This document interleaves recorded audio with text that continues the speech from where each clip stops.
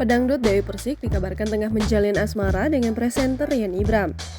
Pasca Rian Ibram menguak ke publik terkait hubungan keduanya dan niatan untuk menikah.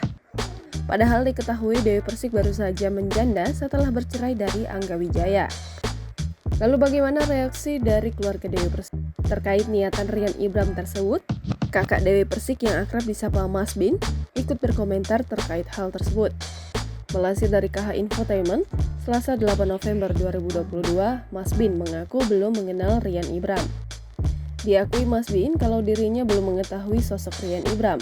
Rian Ibram. Belum tahu Rian. Tapi gimana? Meskipun begitu, ia sadar kalau setiap manusia ada jodoh.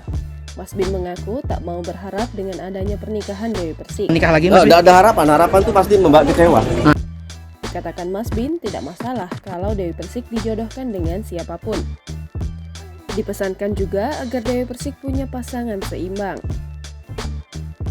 Respon keluarga sendiri? Tidak masalah dijodohkan dengan siapapun, tidak masalah.